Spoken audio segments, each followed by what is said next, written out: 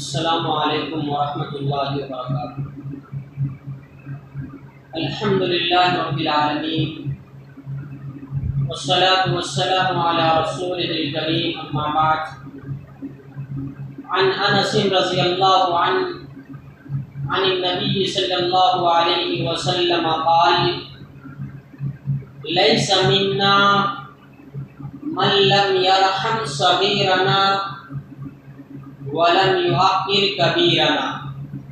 رواہ الترمذی۔ وفی روایت ابی داؤد من لم یعرف شرف کبیرنا۔ محترم حاضرین، جہاں اسلام نے اپنے سے کم عمر پر، اپنے سے چھوٹوں پر رحم کرنے، شفقت کرنے، پیار اور محبت کرنے کی تعلیم دی ہے، وہیں پر اسلام نے اپنے سے بڑوں کا احترام کرنے، عمر دراز، عمر رسیدہ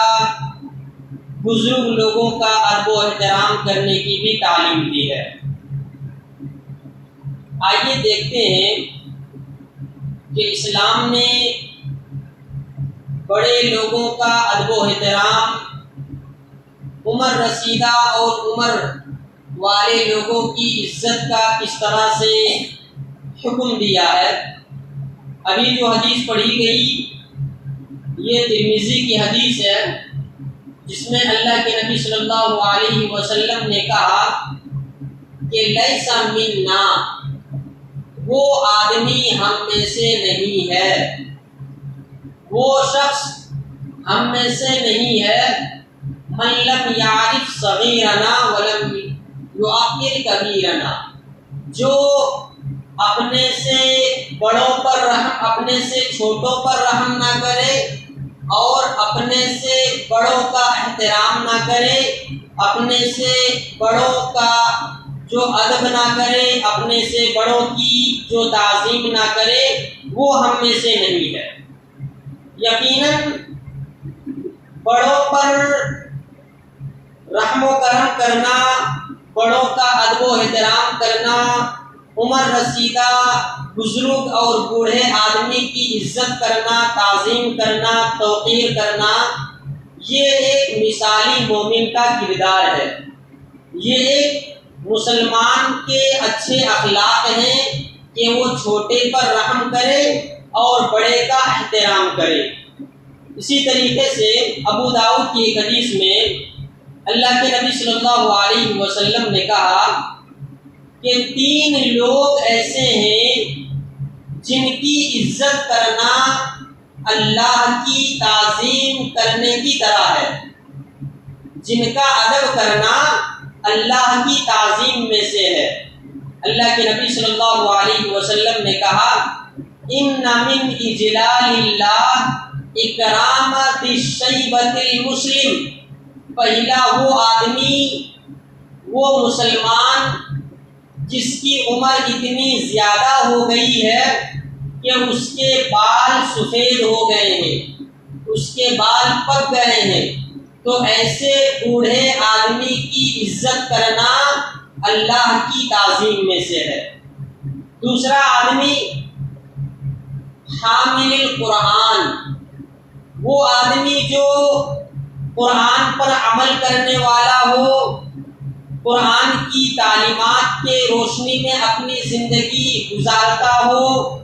قرآن پر غلو نہ کرتا ہو، قرآن کی باتیں مانتا ہو، اس کی عزت اور توقیر کرنا اللہ کی تعظیم میں سے ہے۔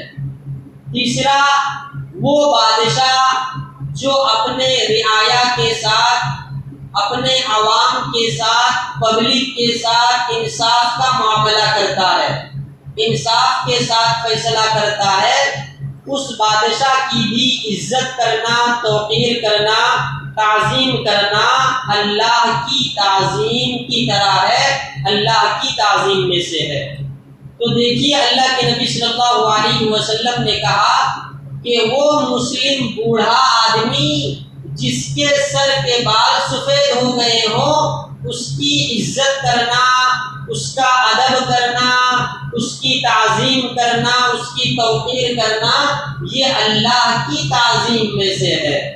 ہم جب بھی اپنے سے بڑوں کے ساتھ کوئی بھی معاملہ کریں، ان سے بات کرنا ہو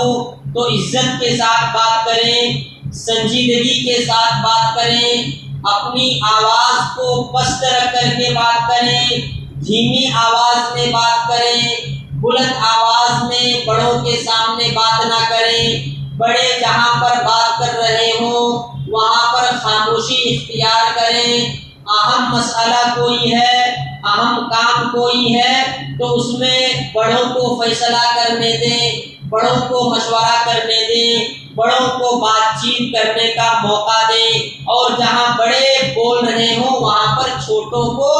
نہیں بولنا چاہیے۔ اسی طریقے سے اللہ کے نبی صلی اللہ علیہ وسلم کس طرح بڑوں کا احترام کرتے تھے، عمر رسیدہ لوگوں کا۔ اللہ کے نبی صلی اللہ علیہ وسلم کہتے ہیں کہ میں نے ایک مرتبہ خواب میں دیکھا کہ میں مسواک کر رہا ہوں، اتنے میں میرے پاس دو آدمی آئے، ان دونوں میں سے ایک بچہ تھا، ایک کی عمر کم تھی اور ایک عمر دراز تھا، اس کی عمر زیادہ تھی۔ تو جو بچہ تھا جس کی عمر کم تھی وہ آگے آیا میرے پاس اور مجھ سے مسواک مانگنے لگا، تو مجھے خواب میں ہی بتایا گیا کہ کبر کہ چھوٹے بچے کو مسواک نہ دو، بڑے کو مسواک دو، جو عمر دراز ہے جس کی عمر زیادہ ہے اس کو مسواک دو۔ تو اللہ کے نبی صلی اللہ علیہ وسلم نے کہا کہ میں نے جو عمر میں بڑا تھا جس کی عمر زیادہ تھی میں نے اس کو مسواک دے دیا۔ تو اس حدیث میں بھی ہمیں یہ بات معلوم ہوتی ہے کہ اللہ کے نبی صلی اللہ علیہ وسلم کس طرح اپنے سے بڑوں کا احترام کرتے، اپنے سے بڑے لوگوں کی عزت اور توقیر کرتے۔ صحابہ بھی اپنے سے بڑے صحابہ کا بڑا ادب و احترام کرتے۔ سمرہ بن جندب رضی اللہ تعالیٰ عنہ یہ ایسے صحابی ہیں جن کی عمر بہت کم تھی، کم سن صحابی تھے، یہ ان کا بچپنا تھا نبی صلی اللہ علیہ وسلم کے زمانے میں۔ تو یہ کہتے ہیں کہ میری عمر کم ہونے کے باوجود میں نبی صلی اللہ علیہ وسلم کی مجلس میں بیٹھتا تھا، نبی صلی اللہ علیہ وسلم کی مجلس میں شریک ہوتا، آپ سے حدیثیں سنتا اور آپ کی حدیثوں کو یاد کرتا۔ لیکن بسا اوقات ہوتا یہ کہ اللہ کے نبی صلی اللہ علیہ وسلم بیان کرنے کے درمیان، لوگوں کو سمجھانے کے درمیان سوال کرتے، اور ایسا سوال ہوتا جس کا جواب مجھے معلوم ہوتا، لیکن میں وہاں پر کھڑے ہو کر کے اس سوال کا جواب نہیں دیتا، اس لیے کہ اس مجلس میں بڑے بڑے صحابہ موجود ہوتے، اس مجلس میں اکابرین صحابہ موجود ہوتے، جن کی عمر زیادہ ہوتی، بوڑھے صحابہ موجود ہوتے، تو میں ان کے ادب کا خیال کرتے ہوئے، ان کی تعظیم کرتے ہوئے، ان کی توقیر کرتے ہوئے، ان کا احترام کرتے ہوئے میں آگے بڑھ کر کے سوال کا جواب نہیں دیتا۔ اور ایک واقعہ جو بخاری کے اندر موجود ہے، بہت مشہور واقعہ ہے کہ معاذ اور معوذ یہ دونوں بھائی ہیں جو کہ بچے ہیں، ان کی عمر بہت کم ہے۔ ایک مرتبہ غزوہ بدر کے موقع پر ان کی ماں نے دونوں بھائی کو غزوہ بدر میں جنگ کرنے کے لیے بھیجا۔ جب یہ دونوں بھائی معاذ اور معوذ جن کی عمر ابھی کم ہے، یہ غزوہ بدر میں پہنچے اور وہاں جا کر کے عبد الرحمن بن عوف سے کہنے لگے کہ عبد الرحمن هل تعرف ابا جہل، کیا تم ابو جہل کو پہچانتے ہو؟ کون ابو جہل ہے ذرا بتاؤ یا عمی۔ تو وہاں پر دونوں بھائی معاذ اور معوذ نے عبد الرحمن بن عوف کو نام سے نہیں پکارا تھا، بلکہ کہا تھا اے چچا آپ مجھے ابو جہل دکھلائیے، میں اسے قتل کروں گا۔ تو اس حدیث میں ایک اہم بات یہ معلوم ہوئی کہ معاذ اور معوذ جو ابھی چھوٹے ہیں، ابھی بچے ہیں، لیکن وہ عبد الرحمن بن عوف کو نام سے نہیں بلا رہے ہیں، چچا کہہ کے پکار رہے ہیں، چچا کہہ کے بلا رہے ہیں۔ تو اپنے سے جو بڑے ہوتے ہیں ان سے اگر رشتہ داری نہ بھی ہو تو ان کا ادب کرتے ہوئے، ان کا احترام کرتے ہوئے